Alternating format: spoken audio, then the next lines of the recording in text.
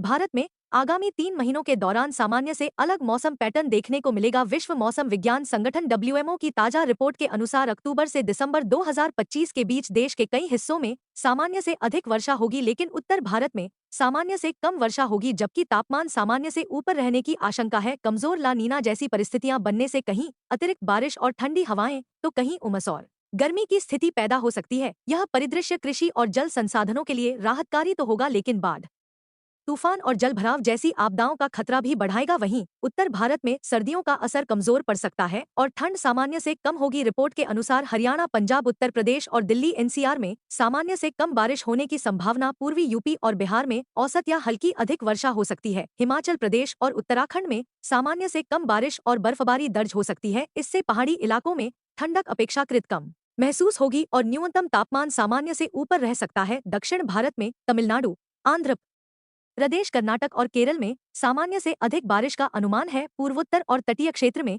अतिरिक्त वर्षा की आशंका, जिससे नदियों में बाढ़ का खतरा। उत्तर पश्चिम भारत के राजस्थान, गुजरात में औसत या उससे कम वर्षा की संभावना है। रिपोर्ट के मुताबिक उत्तर भारत में सर्दियों का तापमान सामान्य से अधिक रहेगा। दिल्ली NCR, पंजाब, हरियाणा और गंगा के मैदानी इलाकों में ठंड कम पड़ेगी, लेकिन स्मॉग और प्रदूषण की स्थिति और गंभीर हो सकती है। ठंड कम होने से वातावरण में ठहराव, एटमॉस्फेरिक इन्वर्जन की स्थिति लंबे समय तक बनी रह सकती है, जिससे धूल, धुआं और प्रदूषक कण ऊपर नहीं उठ पाते और जमीन के करीब ही फंसे रहते हैं।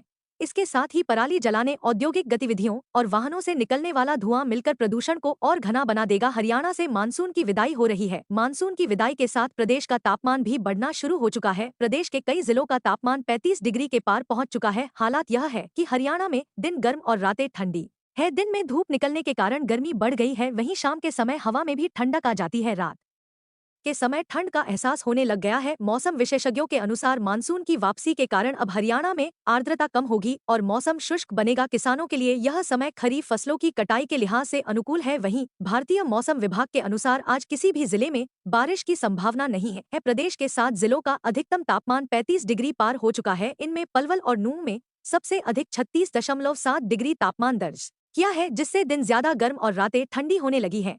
IMD के अनुसार कल की तुलना में आज औसत अधिकतम तापमान में 0.3 डिग्री सेल्सियस की गिरावट दर्ज की गई है। हालांकि प्रदेश में यह सामान्य से 1.7 सेल्सियस अधिक है। बीते कल शुक्रवार को प्रदेश के कई हिस्सों से मानसून वापस हो गया है, जिससे अगले 3 दिन तक मौसम साफ रहने और बारिश की संभावना बेहद कम है। हालांकि दिन में हल्की से मध्यम गति की हवाएं चलेंगी।